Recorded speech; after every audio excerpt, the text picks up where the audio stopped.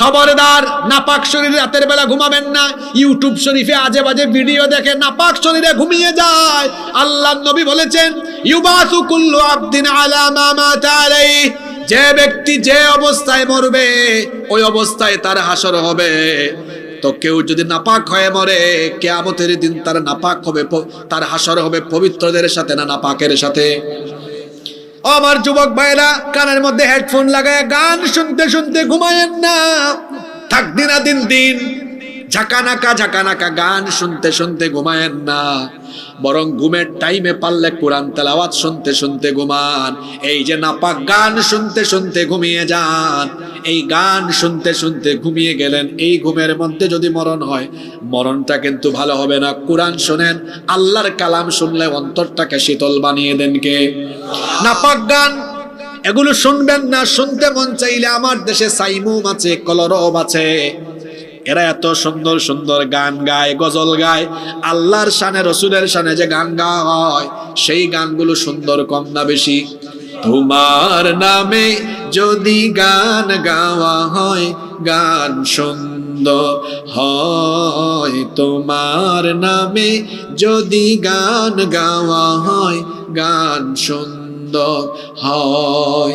তোমার সৃষ্টি পানে যদি চাওয়া হয়, চোখ সুন্দর হয়। তোমার নামে যদি গান গাওয়া হয়, গান সুন্দর হয়। আল্লাহর শানের গান যেমন সুন্দর, আল্লাহও তেমন। তিনি কত সুন্দর আমরা জানি না? দুনিয়াটাই কত সুন্দর, আসমান সুন্দর, জমিনও সুন্দর। যিনি বানিয়েছেন তিনিও আরো। দুনিয়া সুন্দর, মানুষ সুন্দর, আসমান সুন্দর, জমিন সুন্দর, সুন্দরে সুন্দরে পাল্লা। জানি না কত সুন্দর তুমি আল্লাহ, জানি না কত সুন্দর তুমি আল্লাহ। সুবহানাল্লাহ। নাপাক গান শুনবেন না, কোরআন শুনবেন, ইসলামী সঙ্গীত শুনবেন, এগুলো শুনবেন, আজান শুনবেন। আজানের ধ্বনিও তো কত মজা। জাতীয় কবি এই জন্য বলেছেন, লোকটা খুব নামাজি ছিল না, কিন্তু দেখেন লিখেছে কি, মসজিদেরই পাশে আমায় কবর দিও ভাই, যেন গোরে থেকেও মুয়াজ্জিনের আজান শুনতে পাই। মসজিদেরই পাশে আমায় কবর দিও ভাই, আমার গোরে পাশ দিয়ে ভাই নামাজিরা যাবে, পবিত্র সেই পায়ের ধ্বনি এ বান্দা শুনতে পাবে। গৌর আযাব থেকে গুনাহগার পাইবে রেহাই, মসজিদেরই পাশে আমায় কবর দিও ভাই। বলেন আমিন। কবরের শাস্তি থেকে বাঁচতে হলে নামাজ দরকার আছে না নাই? পা ধরে বলে যাচ্ছি, খবরদার নামাজ ছাড়বেন না। 5 ওয়াক্ত নামাজ মসজিদে গিয়ে জামাতে আদায় করবো। আল্লাহ আমাদের সবাইকে নামাজি বানিয়ে দেন, বলেন আমিন। বলছিলাম, কবরের শাস্তি থেকে বাঁচতে হলে নামাজ আজকে থেকে ধরবেন আর ছাড়বেন না।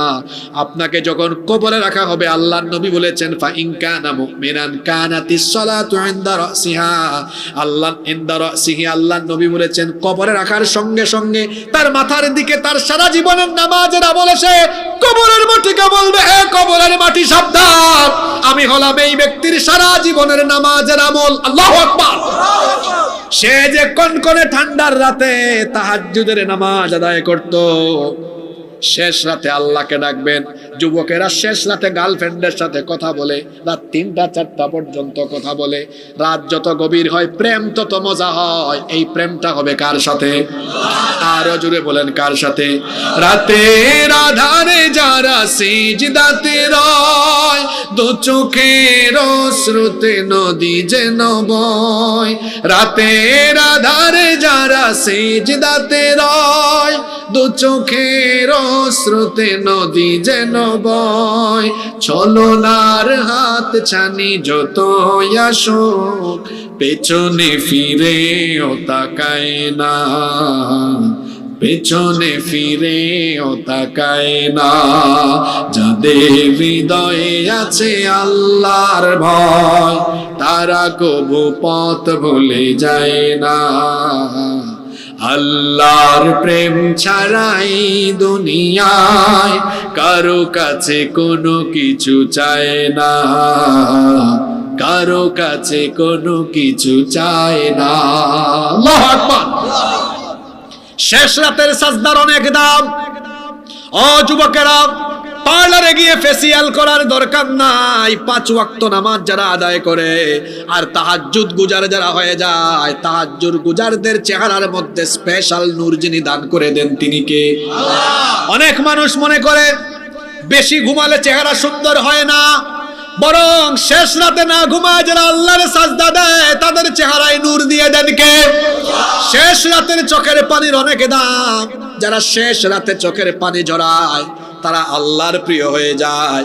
ওয়া ইবাদুর রহমানিল্লাযীনা ইয়ামশুনা আলাল আরদি হাওনা ওয়া ইযা খাতাবাহুমুল জাহিলুনা ক্বালু সালামা ওয়াল্লাযীনা ইয়াবিতুনা লিরাব্বিহিম সুজ্জাদাও ওয়া কিয়ামা।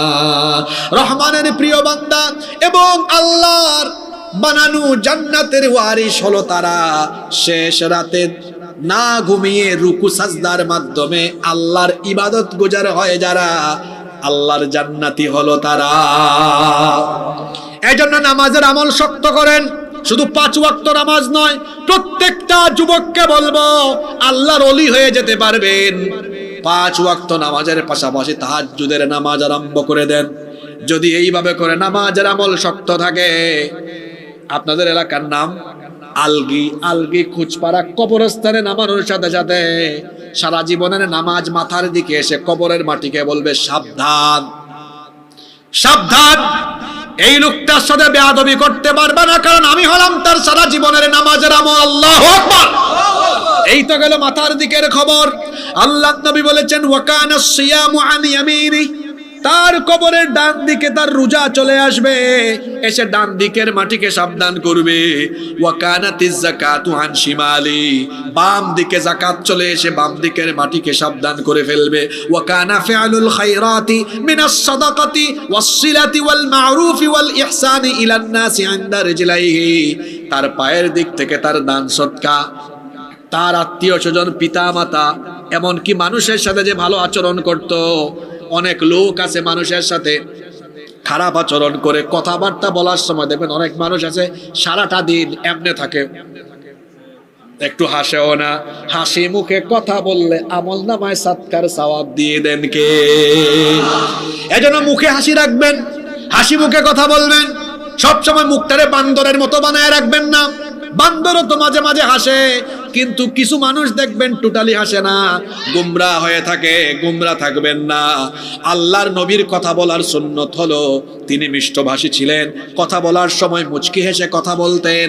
এই জন্য হাসি মুখে কথা বললে আমল নামায় সৎকার সওয়াব দিয়ে দেন কে? এই যে আপনি ভালো ভালো কাজ করলেন, মানুষকে পেলে সালাম দেন, মানুষকে, দুর্বল মানুষকে সাহায্য করেন, দান করেন, সদকা করেন, পিতা মাতা আত্মীয় স্বজনের সাথে ভালো আচরণ করেন। এই নেক কাজগুলো পায়ের দিকে এসে তারপর পায়ের দিকের মাটিকে বলবে সাবধান। আমার দিকে তাকান, কি সুন্দর হাদিস। মাথার দিকে নামাজ, ডান দিকে রোজা, বাম দিকে যাকাত, পায়ের দিকে অন্যান্য আমল, সব দিকে এসে আমলগুলো কবরকে সাবধান করে। যারে শুয়ানো হয়েছে উনি কিন্তু ভিআইপি, সিআইপি, জান্নাতি। সুবহানাল্লাহ কইতে মন চায় না? সাবধান কবরের মাটি। ইতিমধ্যেই আবার ফেরেশতা এসে সুয়াল আরম্ভ করে। আল্লাহ বলতে থাকেন তাড়াতাড়ি আমার বান্দাকে জান্নাতের বিছানা বিছাও, জান্নাতের পোশাক পরাও, জান্নাতের নূর দাও, জান্নাতের সুগন্ধি দাও। ইসরাফিলের সিঙ্গার ফুৎকার পর্যন্ত আমার বান্দাকে জান্নাতি পোশাকে, জান্নাতি বিছানায় আরামের ঘুম পাড়ায়া দাও।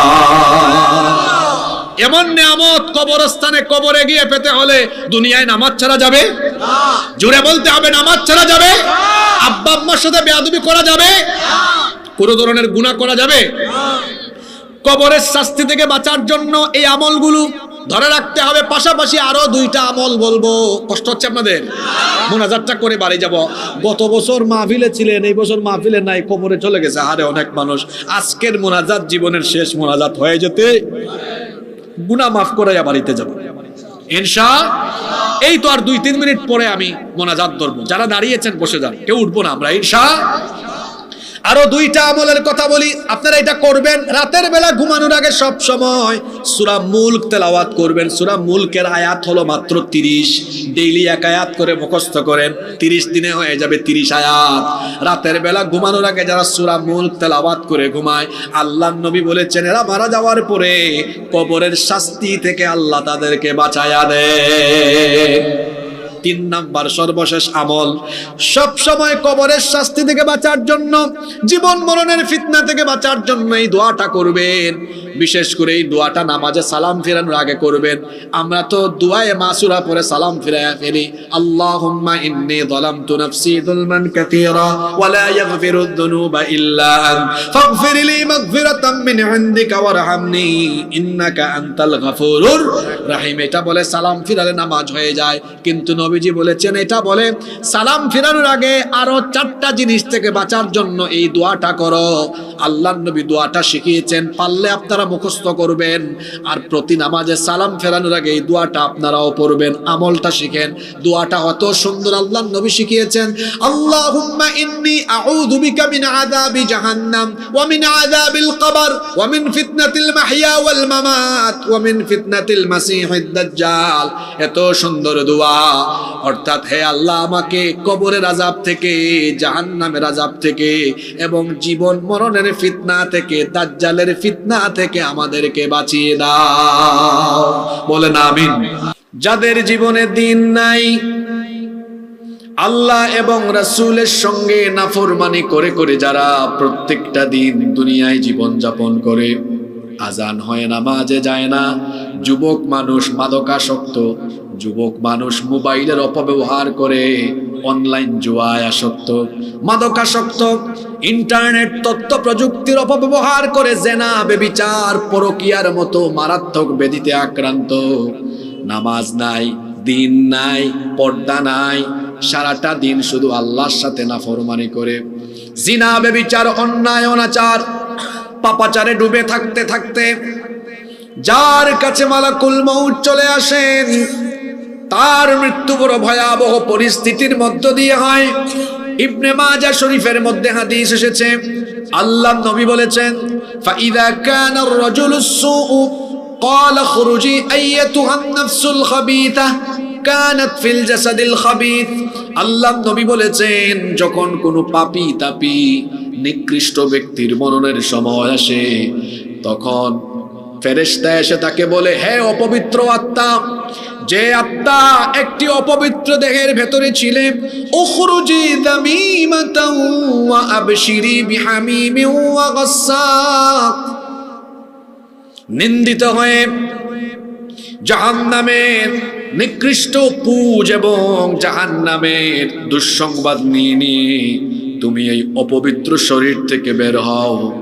এইভাবে করে ফেরেশতা তাকে বলতে থাকে ততক্ষণ তার নিকৃষ্ট শরীর থেকে নিকৃষ্ট রূহ বের হয় না যতক্ষণ। মুসনাদে আহমদ এর ভেতরে হাদিস এসেছে, আল্লাহর নবী বলেছেন, ইন্নাল আবদাল কাফিরা ইযা কানা ফি ইনকিতাইম মিনাদ দুনিয়া ওয়া ইকবালিম মিনাল আখিরাহ, যখন কোনো পাপী তাপী কাফের বেঈমান নাফরমানের মরণের সময় আসে, পরকাল যাত্রার সময় হয়, নাযালা ইলাইহি মিনাস সামাই মালাইকাতুন সুদুল বুজুহ, মারাত্মক ভয়ঙ্কর কালো চেহারা বিশিষ্ট জাহান্নামী ফেরেশতারা আগমন করেন, মাআহুমুল মুসুহ, তাদের সাথে জাহান্নামের দুর্গন্ধযুক্ত মোটা কাফনের কাপড় থাকে, ফায়াজলিসুনা মিনহু মাদ্দাল বাসার, তারপরে ওই নিকৃষ্ট বেনামাজি ওই পাপী জাহান্নামী চোখের দৃষ্টি সীমানার সামনে তারা বসে যায়।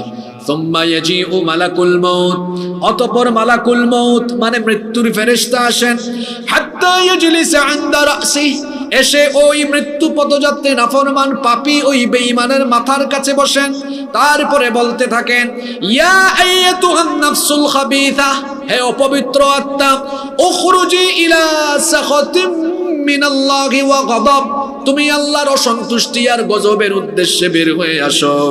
ফাতাফাররাকা ফি জাসাদি, এই কথা বলা মাত্র এই বেনামাজি, এই পাপী, এই গুনাহগার গোটা শরীর তার চূর্ণ বিচূর্ণ হয়ে যাওয়ার মতো অবস্থা হয়ে যাবে। কি ভয়াবহ উদাহরণ আল্লাহ নবী দিয়েছেন, ফায়ান্তাজিউহা কামা ইউনতাজিউস সুফুদু মিনাস সুফিল মাবলুল, ভেজা পশম থেকে বাঁকা উল কিংবা বাঁকা কাটা বিশিষ্ট লোহাকে টেনে বের করলে যতটা না কষ্ট হয়, এই গুনাহগার এই পাপী মরণের সময় তার চাইতে আরো বেশি কষ্ট অনুভব করবে। আহারে কি করে নামাজ ছাড়েন, কেমনে জিনা করেন, মা বোনরা কি করে বেপরদায় থাকেন, আমার তো বুঝে আসে না। না জানি কোন সময় আমাদের সামনে মরণ চলে আসে। যদি এই গুনাহগার রত অবস্থায়, পাপ করার রত অবস্থায় মৃত্যু আসে, কেমনে যে মরণ হবে একটু কি ভাবেন না? একটু কি আল্লাহর ভয় কলিজার মধ্যে লাগে না? অন্য রিওয়ায়াতে এসেছে, শাদ্দাদ বিন আউস রাদিয়াল্লাহু আনহু বলেছেন, যারা পাপী এদের মৃত্যু যন্ত্রণা এত কঠিন হয়, একজন জীবিত মানুষকে যদি তলোয়ার দিয়ে কেটে 1000 পিস করা হয়, 1000 টুকরা করা হয়, এতে তার যতটা কষ্ট হবে, একজন পাপী মৃত্যুর সময় এর চাইতে আরো বেশি যন্ত্রণা পাবে। অন্য রিওয়ায়াতে এসেছে একজন জীবিত মানুষকে যদি বিরাট বড় পাতিলের মধ্যে তেল গরম করে উত্তপ্ত সেই তেলের হাঁড়িতে ফেলে দেওয়া হয়, সে যতটা না কষ্ট পাবে, একজন গুনাহগার মৃত্যুর সময় এর চাইতে আরো বেশি কষ্ট অনুভব করবে। অন্য হাদিসে এসেছে, কোনো মানুষকে জীবিত অবস্থায় যদি, অন্য রিওয়ায়াতে এসেছে, জীবিত অবস্থায় যদি কোনো মানুষের শরীর থেকে চামড়াকে টেনে টেনে টেনে টেনে ছিঁড়ে ফেলা হয়, সে যতটা না কষ্ট পাবে, একজন পাপী, একজন গুনাহগার মৃত্যুর সময় এর চাইতে আরো বেশি যন্ত্রণা অনুভব করবে। ফেরেশতারা তার উপরে অত্যাচার করতে থাকবে। মৃত্যুর সময় তার উপরে এমন আযাব হবে মৃত্যুর সময় ফেরেশতারা তার চেহারার মধ্যে, পিঠের মধ্যে আযাব দিতে থাকবে। কোরআনুল কারীমের 8 নম্বর সূরা সূরাতুল আনফালের 50 নম্বর আয়াতে রব্বুল আলামিন বলছেন, ওয়ালাউ তারা ইয ইয়াতাওয়াফাল্লাযীনা কাফারুল মালাইকাতু ইয়াদরিবুনা ওয়ুজুহাহুম ওয়া আদবারহুম ওয়া যুকু আযাবাল হারিক। আল্লাহ তাআলা বলছেন, ও নবী, যদি ওই সকল নাফরমানদের মৃত্যুকালীন অবস্থা আপনি দেখতেন, মরণের সময় ফেরেশতারা এদের চেহারার মধ্যে আর পিঠের মধ্যে আঘাত করতে করতে করতে করতে কষ্ট দিয়ে দিয়ে এদের শরীর থেকে রূহটাকে বের করে, আর ফেরেশতারা বলে, এই নাফরমান, এই পাপী, বুঝ জাহান্নামের মজা, জাহান্নামের শাস্তির আস্বাদনের মজা অনুভব কর। এই তো মাত্র শুরু হলো। আল্লাহ তাআলা বলছেন, এদেরকে আরো ভয়াবহভাবে কষ্ট দেওয়া হয়। কষ্ট দিতে দিতে এদের সাকরাত যখন আরম্ভ হয়, সাকরাতুল মউত, মৃত্যু যন্ত্রণা যখন আরম্ভ হয়, এরা তখন ছটফট করতে থাকে। পৃথিবীতে এমন বহু মানুষ আছে, মরণের সময় এমন সাকরাত হয়, এমন যন্ত্রণা অনুভব করে দেখা যায়, ঘন্টার পর ঘন্টা, দিনের পর দিন, মাসের পর মাস সাকরাত হয়। এমন মানুষও আছে না নাই? সাকরাতুল মউত, মৃত্যু যন্ত্রণা বড় ভয়ঙ্কর। আল্লাহ নবী নিজেই দোয়া করেছেন, আল্লাহুম্মা ইন্নী আউযু বিকা মিন গামারাতিল মাউতি ওয়া সাকরাতিল মাউত। হে আল্লাহ, আমি তোমার কাছে মৃত্যু যন্ত্রণা থেকে আশ্রয় চাই। ইন্না লিল মাউতি লাসাকরাত, নিশ্চয়ই মরণের ভেতরে এক যন্ত্রণা আছে না নাই? ফেরেশতা একে এমন ভাবে কষ্ট দিবে, তার পায়ের কাছে এসে চাপ মারবে, রূহ গিয়ে লুমের নিচে লুকাবে, সেখানেও ফেরেশতা চাপ মারবে, রূহ গিয়ে চামড়ার নিচে লুকাবে। ফেরেশতা একে আযাব দিতে দিতে, কষ্ট দিতে দিতে এক পর্যায়ে ফেরেশতারাও বলবে, নাফরমান তোর উপরে আমরা গজব দিতে দিতে, তোর উপরে আমরা আযাব দিতে দিতে আমাদেরও খারাপ লাগে, এখন তুই তোর জানটা তুই নিজেই বের করে দে।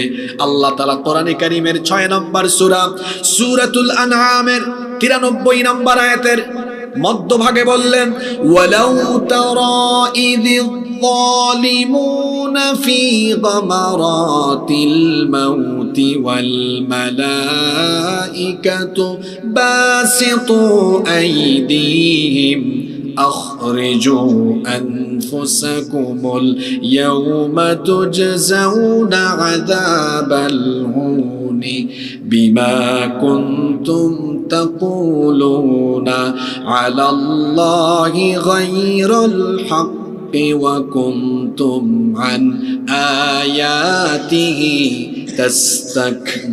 تستكبرون الله تعالى বলছেন, যারা জুলুম করতে করতে, গুনাহ করতে করতে মরণের অবস্থায় পৌঁছে যায়, ফেরেশতারা এদেরকে মৃত্যুর সময় আযাব দিতে দিতে বলে, এই পাপিষ্ঠ, এই গুনাহগার, তোর নিজের জান এবার তুই নিজে নিজে বের করে দে। যখন এরা মৃত্যু যন্ত্রণায় কাতর হয়ে যায়, তখন তারা ফেরেশতাকে বলে, কি বলে শোনেন, কোরআনে কারীমের 16 নম্বর সূরা সূরাতুন নাহলের 28 নম্বর আয়াতে রব্বুল আলামিন বলছেন, আল্লাযীনা তাতাওয়াফাহুমুল মালাইকাতু যালিমি আনফুসিহিম ফাআলকাউস সালামা মা কুন্না না'মালু মিন সু বালা ইন্নাল্লাহা আলীমুম বিমা কুনতুম তা'মালুন। এরা যখন সাকরাত মৃত্যুর যন্ত্রণায় ভুগে, তখন তারা বলে, হে ফেরেশতারা, তুমি আমাকে এত আযাব দিচ্ছ কেন? মা কুন্না না'মালু মিন সু, আমরা তো কোনো ভুল করিনি, আমরা কোনো গুনাহ করিনি। ফেরেশতারা তখন বলবে, নাফরমান, তুই কত গুনাহ করেছিস, আজকে তুই স্বীকার না করলেও, বালা ইন্নাল্লাহা আলীমুম বিমা কুনতুম তা'মালুন, তুই আজকে স্বীকার না করলেও তুই তোর জীবনে কত আকাম কুকাম করেছিস, তোর সকল গুনার খবর দুনিয়ার কেউ না জানলেও যিনি জানেন তিনি কে? ও যুবক ভাইয়েরা, রাতের বেলা যে এই শয়তানি উপাদান হাতে নিয়ে দরজাটা বন্ধ করে দিয়ে গার্লফ্রেন্ডের সাথে চ্যাটিং করো, কানের মধ্যে ফোন লাগায়া অশ্লীলতায় ডুবে যাও, গুগল শরীফে গিয়ে পর্ন সাইট তালাশ করে সারা রাত পর্নোগ্রাফিতে আসক্ত হয়ে পড়ে থাকো, ইউটিউব শরীফে গিয়ে আজে বাজে ভিডিও দেখো, তোমার বাবাও জানে না, মাও জানে না, এলাকার কেউ দেখে নাই, এলাকার কেউ শুনে নাই, জানে নাই, কিন্তু এই সব অপকর্মের খবর কেউ না দেখলেও, না জানলেও, না শুনলেও সব কিছু যিনি দেখেছেন এবং শুনেছেন তিনি কে? মরণের চিন্তা মাথায় নাই কেন? মৃত্যুর সময়, সাকরাতের সময় কেউ যদি বলে আমি কিচ্ছু করি নাই, ফেরেশতা বলবে অবশ্যই তুই করেছিস, কারণ তোর যা কিছু অপকর্ম আছে মানুষ না জানলেও তোর অপকর্মের খবর যিনি জানেন, জোরে বলেন তিনি কে? এই লোকটা বুঝে ফেলবে, আয় রে আয়, আজ আমার বাঁচার কোনো উপায় নাই, কেউ আমাকে আজ উদ্ধার করতে পারবে না, বাঁচাতে পারবে না। এই জন্য সাকরাতে থাকা ওই পাপী তখন সে মৃত্যুর জন্য প্রস্তুত হয়ে নিবে, হাত আর পায়ের গোছা ছেড়ে দিবে।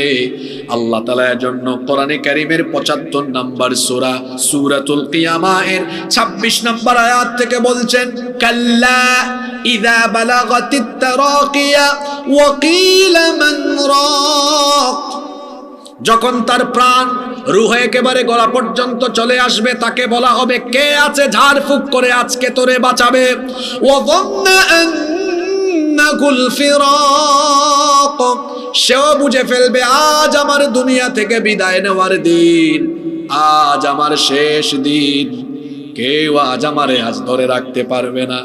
আশেপাশে স্ত্রী থাকে, সন্তান থাকে, ভাই বোন থাকে, আত্মীয় স্বজন থাকে। আল্লাহ বলছেন এদের চাইতেও আমি আরো তোর কাছে থাকি। আজ তোরে তোর আত্মীয় স্বজন কেউ বাঁচাতে পারবে না, শুধু তাকিয়ে দেখবে, মায়া কান্না করবে, চোখের পানি ছাড়বে। এই যে পাশে এত আত্মীয় স্বজন থাকে, বলেন তো সবাই মিলে কি একটা মৃত্যু পথযাত্রী মানুষকে তখন আটকাতে পারে নাকি? সেও বুঝে ফেলবে, ডানে বামে তাকায় শুধু চোখের পানি ছাড়বে। কারণ এরা কেউ তো ফেরেশতা দেখে না, মালাকুল মউত দেখে না। পাপী যখন মালাকুল মউতের ভয়ঙ্কর চেহারা দেখবে, চক্ষু মোটা মোটা হয়ে যাবে, ভয়ের চোটে কলিজাটা গলা পর্যন্ত চলে আসবে, গোটা শরীরের মধ্যে কম্পন আরম্ভ হবে। জাহান্নামের ভয়াবহ ফেরেশতাদের চেহারা দেখা মাত্র ওই ভয়ের চোটে কলিজাটা গলা পর্যন্ত চলে আসবে। সে বুঝে ফেলবে আজ আমার পরিবার পরিজন, আত্মীয় স্বজন, এমনকি দুনিয়ার কেউ আমাকে আজ ধরে রাখতে পারবে না। তখন এই সাকরাত মৃত্যু যন্ত্রণায় থাকা এই লোকগুলো কি করবে? আল্লাহ বলেছেন ওয়ালতাফাতিস সাকু বিসাক, তখন তার পায়ের গোছা আছে সে ছেড়ে দিবে। কারণ সে বুঝে ফেলবে আজকে হলো সেই দিন। ইলা রাব্বিকা ইয়াউমা ইযিনিল মাসাক, আজকের দিন হলো আমার রবের কাছে চলে যাওয়ার দিন। জীবনের তোরে দুইটা চক্ষু বন্ধ হয়ে যাবে, চোখের আলো নিভে যাবে, দুনিয়ার জীবন শেষ হয়ে যাবে। গুনাহ করতে করতে, পাপ করতে করতে এভাবেই যারা মৃত্যু যন্ত্রণায় কাতরাতে কাতরাতে কাতরাতে কাতরাতে যাদের শরীর থেকে রূহটা বের হয়ে যায়, এর আগে থেকে জাহান্নাম থেকে আসা ভয়ঙ্কর কালো চেহারা বিশিষ্ট জাহান্নামের সেই সকল ফেরেশতারা তাড়াতাড়ি করে জাহান্নামের সেই কাফনের মধ্যে ওই পাপিষ্ট গুনাহগারের রূহটাকে তারা পেঁচিয়ে ফেলে। আল্লাহ নবী বলেছেন চোখের পলক ফেলতে যতটা না দেরি হয়, তার চাইতে আরো কম সময়ের মধ্যে এই পাপীর রূহটাকে জাহান্নাম থেকে আনা মোটা কাফনে যখন পেঁচিয়ে ফেলা হবে, তারা এবার রওনা করবে। এই পাপী সারাটা জীবন দামি দামি পারফিউম ব্যবহার করত, দামি দামি ব্র্যান্ডের আতর ব্যবহার করত, কিন্তু যখন তার এই নাপাক শরীর থেকে নাপাক দেহটা বের হবে, তার শরীর তার আত্মা থেকে তখন দুনিয়ার সবচেয়ে নিকৃষ্ট দুর্গন্ধ বের হতে থাকবে। অন্যান্য দায়িত্বে নিয়োজিত থাকা ফেরেশতারা বলবে এটা কে, কার রূহ নিয়ে যাও। তখন জাহান্নামের ফেরেশতারা পরিচয় করায় দিবে, হাদা ফুলান ইবনে ফুলান, এটা অমুকের সন্তান অমুক, নামাজ আদায় করতো না, মাদকাসক্ত ছিল, জুয়াখুর ছিল, তার বাপের সঙ্গে মায়ের সঙ্গে বেয়াদবি করত, অপকর্ম করত, অন্যায় করত, চাঁদাবাজি করত, চুরি করত, ডাকাতি করত, সুদ ঘুষ এমন কোনো অপকর্ম ছিল না যা সে করত না। যেতে যেতে যেতে যেতে এই ফেরেশতারা প্রথম আসমানের দরজার কাছে যাবে, গিয়ে আকাশের ফেরেশতাদের কাছে অনুমতি প্রার্থনা করবে, আসমানের দরজাটা খুলে দাও। কিন্তু প্রথম আসমানের দায়িত্বে থাকা ফেরেশতারা দরজা খুলবে না, বলবে এই পাপীর জন্য আজকে আকাশের দরজা খোলা হবে না। আল্লাহ তাআলা কোরআনে কারীমের 7 নম্বর সূরাতুল আরাফের 40 নম্বর আয়াতে কথাটা এইভাবে বললেন, লা তুফাত্তাহু লাহুম আবওয়াবুস সামাই ওয়া লা ইয়াদখুলুনাল জান্নাতা হাত্তা يلج الجمل في سم الخياط وكذلك نجزي المجرمين। আল্লাহ তাআলা বলছেন লা তুফাত্তাহু লাহুম আবওয়াবুস সামা, এদের জন্য আকাশের দরজা সমূহ খোলা হবে না। ওয়ালা ইয়াদখুলুনাল জান্নাতা হাত্তা ইয়ালিজাল জামালু ফি সাম্মিল খিয়াত, সুয়ের ছিদ্র দিয়ে যেমন উট প্রবেশ করা অসম্ভব। কি আশ্চর্য উদাহরণ! সুয়ের ছিদ্র বড় না ছোট? আল্লাহ বললেন সুয়ের ছিদ্র দিয়ে উট প্রবেশ করা যেমন অসম্ভব, এই গুনাহগার, এই পাপী জান্নাতে ঢোকাও তার জন্য অসম্ভব। তার রূহকে ওখান থেকেই ধাক্কা মারা হবে, জমিনের নিচে সিজ্জিনের মধ্যে তার রূহটাকে সংরক্ষণ করা হবে। আপনারা বলবেন হুজুর সিজ্জিন আবার কোনটা? সিজ্জিন হলো যেখানে পাপী তাপী গুনাহগার, এক কথায় জাহান্নামীদের রূহকে যেখানে সংরক্ষণ করা হয়, ওই জায়গার নাম হলো সিজ্জিন। মাবুদ গো, তোমার কাছে আজকে আমরা আবেদন করছি, দোয়া করছি, শয়তানের ধোঁকায় আমরা গুনাহ করে ফেলি, কিন্তু আমাদের গুনাহের কারণে এই রকম কষ্টের মৃত্যু, যন্ত্রণার মৃত্যু আমাদেরকে দিও না আল্লাহ। এরকম নিকৃষ্ট মৌত হেফাজত করো, বলেন আমিন। আরেক প্রকার মৃত্যু হলো উৎকৃষ্ট ভালো মৃত্যু, আর এই ভালো মৃত্যু সবাই পাবেও না। আমরা বললাম আল্লাহ, তাহলে ভালো মৃত্যু পাবে কারা? আল্লাহ তার নবীর মাধ্যমে জানায়া দিলেন, শুনেন ভালো মৃত্যু কারা পাবে। তিরমিজি শরীফের বর্ণনায় হাদিস এসেছে, আল্লাহ নবী বলেছেন, ইদা আরাদাল্লাহু বিআবদিন খায়রান ইসতামালাহু, আল্লাহ যেই ব্যক্তির কল্যাণ চান আল্লাহ তাকে কল্যাণের যোগ্য বানান। সাহাবীরা কথাটা বুঝলেন না, আল্লাহ নবীকে প্রশ্ন করলেন, আল্লাহ নবীকে জিজ্ঞেস করলেন, কাইফা ইস্তামিলুহু ইয়া রাসূলুল্লাহ? আমরা বলি সাল্লাল্লাহু আলাইহি ওয়াসাল্লাম। সাহাবীরা বললেন, ওগো আল্লাহর রাসূল, কি করে কাউকে কল্যাণের যোগ্য বানানো হয়? আল্লাহ নবী তখন বললেন, ইউওয়াফিকুহু লিআমালিন সালিহিন ক্বাবলাল মাউত। আল্লাহ যার ভালো চান, আল্লাহ যার কল্যাণ চান, আল্লাহ ওই ব্যক্তিকে দয়া করে তার মরণের আগ পর্যন্ত তাকে নেক কাজ করার তৌফিক দিয়ে দেন। হাদিসটা বড় গুরুত্বপূর্ণ। আল্লাহ যার ভালো চান আল্লাহ তাকে ভালো কাজ করার তৌফিক দেন। জোরে বলেন তো কি দেন? আজকে আমি এখানে আসতে পারতাম না, আপনারাও আসতে পারতেন না যদি আল্লাহ তৌফিক না দিতেন। এজন্য আল্লাহর দয়া যদি কেউ পেয়ে যায়, দুনিয়া আখিরাতে সে সফল হয়ে যায়। সুবহানাল্লাহ পড়বেন না? আমি হাদিসটা বোঝানোর জন্য আপনাদেরকে একটা উদাহরণ দেই। মনে করেন এখানে একটা বাচ্চা এইখানে আগুনে পড়ে যাচ্ছে, এটা দেখার পরে আপনারা কি তাকিয়ে দেখবেন না বাচ্চাটারে তুলে আনবেন? জোরে বলেন, আনবেন কিনা? কেন? কারণ আপনাদের অন্তরে দয়া মায়া কিছুটা হইলেও আছে। এই দয়া মায়ার পরিমাণ কতটুকু? রহমতকে আল্লাহ তাআলা, দয়াকে আল্লাহ 100 টুকরা করেছেন। 100 টুকরা করে মাত্র 1 টুকরা আল্লাহ সবাইকে ভাগ করে দিয়েছেন। তা আমরা পাইছি কতটুকু? বুঝেন নাই? 1 টুকরাও না, ওইটা ভাগ করে যা পাওয়া যায় আর কি। তো 99 টুকরা কার কাছে? জোরে বলেন, কার কাছে? 1 টুকরা ভাগ করে পাইয়া যদি আমাদের দিলের হালও তেমন হয় যে এখানে কেউ আগুনে পড়ে যাচ্ছে, মায়া মহব্বতের টানে তারে আমরা ফিরাইয়া আনি, তো 99 টুকরা দয়া যে আল্লাহর কাছে আছে, ওই আল্লাহ তাআলা যদি কাউকে ভালোবাসেন তাহলে ওই ব্যক্তি খারাপ পথে চলে গেলেও আল্লাহ দয়া করে তারে ওখান থেকে টেনে এনে জান্নাতের পথে পরিচালিত করে দেয়। আল্লাহ, তুমি তোমার দয়াপ্রাপ্ত বান্দাদের কাতারে আমাদের সবাইকে শামিল করে দাও। এই রকম যারা আল্লাহর দয়া পেয়ে, অনুগ্রহ পেয়ে ভালো কাজ করতে থাকবে। আজান হয়েছে, কনকনে ঠান্ডা শীতের রাতে ফজরের নামাজে গেল। মা বোনেরা বাড়ি থেকে বের হওয়ার সময় কড়া লিপস্টিক নয়, আশকারা মাস্কারা আর আটা ময়দা দিয়ে নিজের মেকআপ নয়, বরং চেহারাটা ঢেকে পর্দা করে বাড়ি থেকে বের হলো। সুদ, ঘুষ, অন্যায়, অনাচার, পাপাচার সবকিছু থেকে যারা বিরত থেকে আল্লাহর ভয়ে রসুলের তরিকায় জীবন যাপন করলো, এই মানুষগুলো এইভাবে সৎ কাজ করতে করতে করতে করতে যখন মালাকুল মউত তাদের সামনে চলে আসে, তাদের মরণটা কেমন হয়? কষ্ট হচ্ছে আপনাদের? আল্লাহ নবী বলেছেন, ইন্নাল আবদাল মুমিনা ইযা কানা ফি ইনকিতাইম মিনাদ দুনিয়া ওয়া ইকবালিম মিনাল আখিরাহ। এইরকম কোন ঈমানদারের মরণের সময় যখন এসে যায়, নাযালা ইলাইহি মিনাস সামাই মালাইকাতুম বিদুল ওয়ুজুহ, তার মৃত্যুর সময় জান্নাত থেকে সুন্দর চেহারা বিশিষ্ট ফেরেশতারা তখন তার সামনে আগমন করে। সুবহানাল্লাহ। এদের চেহারার সৌন্দর্য কেমন?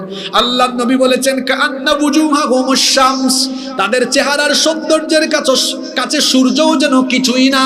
আল্লাহু আকবার। মাআহুম কাফানুম মিন আকফানিল জান্নাহ, এই ঈমানদারের রূহটা নিয়ে যাওয়ার জন্য তারা জান্নাতের সুগন্ধিযুক্ত কাফনের কাপড় নিয়ে আসে। সুবহানাল্লাহ। ওয়া হানুতুম মিন হানুতিল জান্নাহ, যেই কাফনের কাপড়ের মধ্যে জান্নাতের সুগন্ধ খুশবু লাগানো থাকে। হাত্তা ইয়াজলিসু মিনহু মাদ্দাল বাসার, এরা সেই ঈমানদারের দৃষ্টি সীমানার সামনে বসে। সুম্মা ইয়াজিউ মালাকুল মাউত, এরপরে মৃত্যুর ফেরেশতা আসেন। মৃত্যুর ফেরেশতা আসার পরে এই মুমিনের মাথার কাছে বসে বলেন, আইয়াতুহান নাফসুত তাইয়্যিবা, হে পবিত্র আত্মা, আসসালামু আলাইকুম। ওয়ালাইকুম আসসালাম বলিয়েন, কিন্তু সাথে সুবহানাল্লাহটাও কর। কি দাম, কি দাম! ইমানদারের কি সম্মান! একজন ইমানদারকে মৃত্যুর সময় মালাকুল মউত এসে আগে সালাম দেয়। সুবহানাল্লাহ। কি সাংঘাতিক কারবার! দেখেন কথাটা আল্লাহ কোরআনে এভাবে বলেছেন। কোরআনে কারীমের 16 নম্বর সূরা সূরাতুন নাহলের 32 নম্বর আয়াতে আল্লাহ বলছেন, আল্লাযীনা তাতাওয়াফফাহুমুল মালাইকাতু তাইয়্যিবিনা ইয়াকুলুনা সালামুন আলাইকুম উদখুলুল জান্নাতা বিমা কুনতুম তা'মালুন। পবিত্র লোকরা যারা পবিত্র থাকে, নেক কাজ করে, এদের মরণের সময় ফেরেশতারা এসে বলে, সালামুন আলাইকুম, তোমাদের উপরে সালাম। সুবহানাল্লাহ। কষ্টের সময় শেষ। আদ-দুনিয়া সিজনুল লিল মুমিন ওয়া জান্নাতুল লিল কাফির। দুনিয়া হলো কাফিরের জন্য জান্নাত, আর মুমিনের জন্য দুনিয়া হলো কারাগার। দুনিয়া হলো মুমিনের জন্য কষ্টের জায়গা। ফেরেশতা সালাম দিয়ে বলে, হে আল্লাহর বান্দা, তোমার কষ্টের সময় শেষ, দুঃখের সময় শেষ। এখন থেকে, আজকে থেকে তোমার সীমাহীন সুখ শান্তি আরম্ভ হবে, যে সুখের কোনো কমতি হবে না। আল্লাহু আকবার।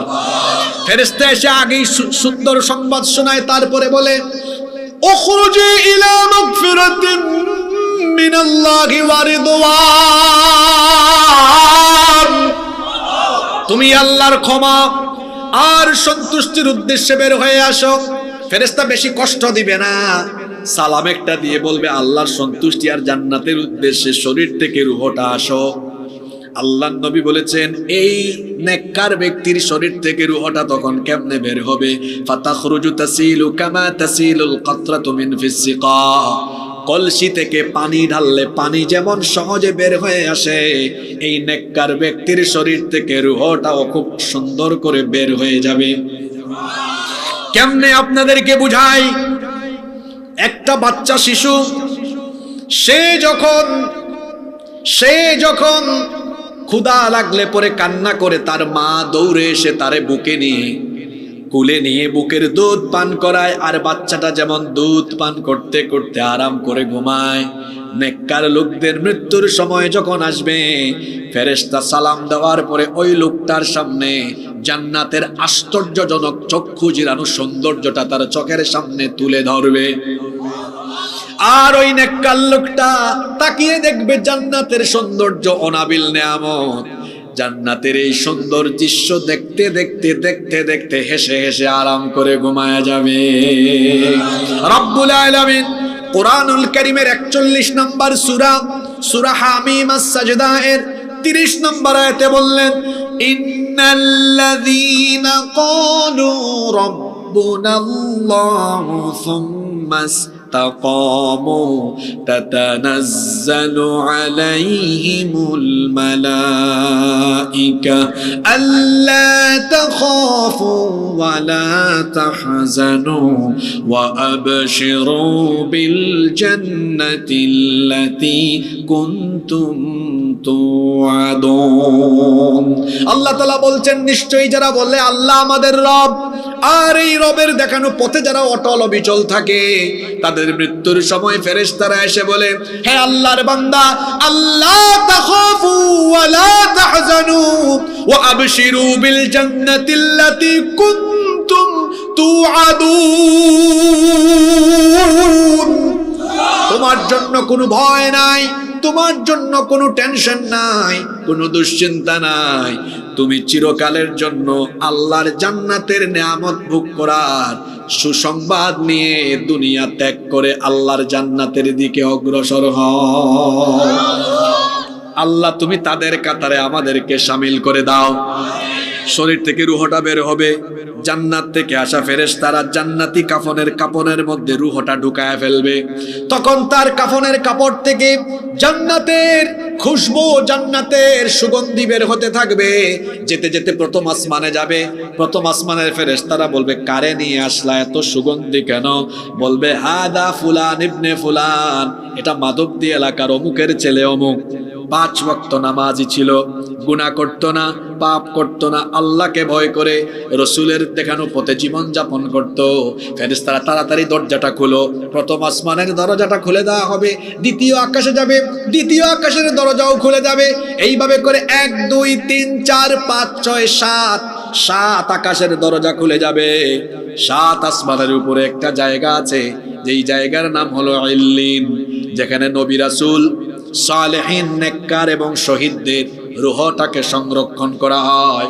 সেখান পর্যন্ত যখন যাওয়া হবে, ফেরেশতারা সাদর সম্ভাষণ জানিয়ে তখন বলবে, ইয়া আইয়াতুহান নাফসুল মুতমাইন্নাতু রজিই ইলা রাব্বিকি রাদিয়াতাম মারদিয়া ফাদখুলি ফি ইবাদি ওয়াদখুলি জান্নাতি। বলা হবে, হে প্রশান্ত আত্মা, ইয়া আইয়াতুহান নাফসুল মুতমাইন্নাহ, হে প্রশান্ত আত্মা, ইরজিই ইলা রাব্বিকি রাদিয়াতাম মারদিয়া, তোমার রবের ক্ষমা আর সন্তুষ্টির উদ্দেশ্যে বের হয়ে তোমার রবের ক্ষমা আর সন্তুষ্টির দিকে আসো। ফাদখুলি ফি ইবাদি ওয়াদখুলি জান্নাতি, আল্লাহর নেককার বান্দাদের সাথে আল্লাহর জান্নাতে শামিল হয়ে যাও। সুবহানাল্লাহ। ও যুবক ভাইয়েরা, কষ্ট হচ্ছে নাকি আপনাদের? এই রকম শ্রেষ্ঠ মৃত্যু, ভালো মৃত্যু, সুন্দর মৃত্যু আমরা সবাই চাই কি চাই না? বাবারা, ভাইয়েরা, সবাই বলেন চাই কি চাই না? এরকম মৃত্যু চাইলে নামাজ ছেড়ে দেওয়া যাবে? জোরে বলতে হবে, নামাজ ছেড়ে দেওয়া যাবে? মাদকাসক্ত হওয়া যাবে? মোবাইল ইন্টারনেটের অপব্যবহার করা যাবে? আল্লাহর দিন বাদ দিয়ে যৌবন বয়সে অমুক তমুকের সামনে পিছনে চামচামি করে ঘুরে ঘুরে যৌবন নষ্ট করা যাবে? আমার দেশের যুবকরা তাদের এই যৌবনের সময়টাকে বিভিন্ন নেতা খেদাদের পিছনে গিয়ে ধ্বংস করে ফেলে। ও যুবক ভাইয়েরা, keep in your mind, youth is called golden season of human life. যৌবনকালকে মানুষের জীবনের স্বর্ণালী সময় বলা হয়। যৌবন হলো মানুষের জীবনের সবচাইতে গুরুত্বপূর্ণ সময়। এই সময়ে মানুষের শরীরে শক্তি থাকে কম না বেশি? এই জন্য যুবকদেরকে সবাই টার্গেট করে। আমার কথাগুলো মন দিয়ে শোনেন, আমিও তো আপনাদের মতো একজন যুবক। যুবক ভাইয়েরা, আপনাদেরকে অনেকে টার্গেট করে, তার স্বার্থ হাসিলের জন্য আপনাদেরকে ব্যবহার করতে চায়। আপনার পকেটে 1500 টাকার নোট ঢুকিয়ে দিয়ে অথবা পদবীর লোভ দেখিয়ে আপনাকে সে ইউজ করে, ব্যবহার করে, তার সামনে পিছনে মোটরসাইকেল শুডাউন দিয়ে আপনাকে চামচার মতো ব্যবহার করায়। আমার যুবক ভাইয়েরা, গলার আওয়াজটা বাড়িয়ে বলেন তো, যৌবন যিনি দিয়েছেন তিনি কে? Keep in your mind, youth is not a gift given by your leader. যৌবন আপনার নেতার দেওয়া গিফট নয়, কিন্তু যেভাবে আপনি আপনার নেতা খেতার জন্য সামনে পিছনে শুডাউন করে চামচামি করে আপনি আপনার যৌবন নষ্ট করেন, আপনাকে দেখে তো আমার আফসোস লাগে। শীতকাল হলে কি হবে, কথা বললে একটু গরম লাগে, স্বাভাবিক। এই যে আমার শরীর থেকে ঘাম বেরোচ্ছে, আমাকে কেউ আব্বা ডাকলেও তার সামনে পিছনে নিয়ে চামচার মতো ব্যবহার করায় আমার 1 ফোঁটা ঘাম বসে নিতে পারবে না। কারণ হলো, আমার শরীরের প্রতি ফোঁটা ঘাম মহামূল্যবান। আমার শরীরের শক্তি, সামর্থ্য, আমার যৌবন, আমার তারুণ্য, আমার জীবন, আমার রক্ত, এটা কারো চামচামি করার জন্য দেওয়া হয় নাই। এজন্য নরসিংদীর যুবক তরুণদেরকে বলবো, তথাকথিত বিভিন্ন ব্যক্তি যারা আপনাদের যৌবন নিয়ে ব্যবসা করতে চায়, যৌবনকে ব্যবহার করে নিজেদের স্বার্থ হাসিল করতে চায়, আপনার জীবনের শ্রেষ্ঠ দৌলত এই যৌবন তাদের সামনে পিছনে ব্যয় করে, শরীরের ঘাম, রক্ত, যৌবন, শক্তি, সামর্থ্য তাদের পিছনে ব্যয় করে তাদের চামচামি করবেন না, বরং আপনার তারুণ্য, আপনার যৌবন, আপনার ঘাম, আপনার রক্ত, আপনার জীবন যদি খরচ করতেই হয় তাহলে কোরআনের মিছিলে আল্লাহর জমিনে আল্লাহর দ্বীন কায়েমের জন্য উৎসর্গ করতে হবে।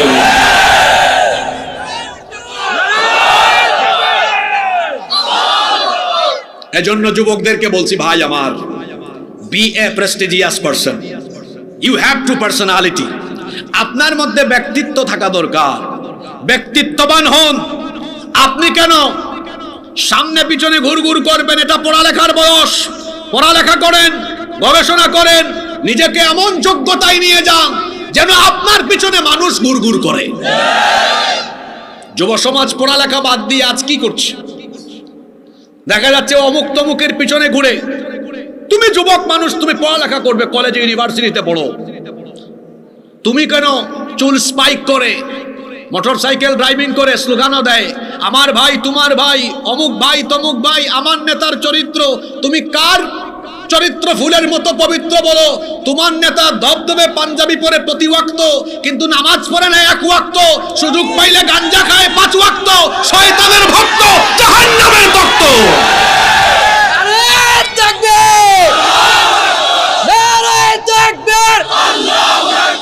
ইসলামের শত্রুরা নারায়ণ থাকবে। আমার আগে সম্মানিত আলোচক খুব সুন্দর কথা বলেছেন। কিয়ামতের দিন মানুষকে তাদের নেতা সহকারে রাখা হবে। আপনারা ওয়াজ শুনছিলেন না ঘুমাই গেছেন? হুজুর যখন ওয়াজ শুরু করেন এর 3 মিনিট বা 4 মিনিট আগে আমি আসছি, তারপর উনি বয়ান শুরু করেছেন। আমার একটা অভ্যাস হলো, কোথাও যদি আমি আগে যাই, আমার আগে যিনি বয়ান করেন তার পুরো বয়ানটা আমি শোনার চেষ্টা করি। খুব সুন্দর কথা তিনি বলেছেন, পুরা বয়ানের ভেতরে হেদায়াতি কথা ছিল, চমৎকার কথা বলেছেন, কোরআন সুন্নাহ ভিত্তিক কথা বলেছেন। আমি শুনেছি তিনি শুরুতেই খুব সুন্দর একটি আয়াত তেলাওয়াত করেছেন, কিয়ামতের দিন প্রত্যেক মানুষকে তার নেতা সুদ্ধা ডাকা হবে। কার পিছনে ঘুরেন? নামাজ নাই, দিন নাই, কিছুই নাই, এমন এমন ব্যক্তিদের পেছনে ঘুরেন, এরা আবার আলেম দেখতে পারে না, ইসলাম দেখতে পারে না, আবার গালি দেয় কি? আলেমদেরকে বলে ধর্ম ব্যবসায়ী। আলেমদেরকে ধর্ম ব্যবসায়ী বলার আগে আয়নায় নিজেদের চেহারা দেখে নেন। এদেশের আলেমদেরকে আপনি যদি পকেটের মধ্যে 10 কোটি টাকা দেন, অথবা যদি বলেন হুজুর আপনাদেরকে এমপি বানায় দিব, শর্ত হলো টুপি, জুব্বা, পাঞ্জাবি খুলে শার্ট প্যান্ট পরবেন, আর দাড়ি এটা ক্লিন শেভ করে, সাইচ্চা একদম ক্লিন শেভ করে হাঁটবেন। আপনারা বলেন তো কোনো আলেম, এমনকি আমাদের হুক্কুর তাহেরি ভাইও কি এটা করবে? করবে? কিন্তু আমাদেরকে যারা ধর্ম ব্যবসায়ী বলে তাদেরকে যদি বলেন ভাই সাহেব ভোট একটু বেড়ে যাবে, শুধু শার্ট প্যান্ট খুললে ডেইলি পাঞ্জাবি পরেন, টুপি লাগা, হে এমন টুপি পরবে ঘুমের টাইমেও খুলবে না। আমাদেরকে যারা ধর্ম ব্যবসায়ী বলে তাদেরকে যদি আপনি বলেন ভাই সাহেব ভোটের টাইম আসছে, দয়া করে নামাজটা ছাইরেন না। আমার দেশে না ইলেকশনের টাইম আসলে নামাজি বাড়ে, শুধু নামাজি বাড়ে না গো, নামাজের ওয়াক্তও বাড়ে। বলবেন হুজুর নামাজের ওয়াক্ত কেমনে বাড়ে?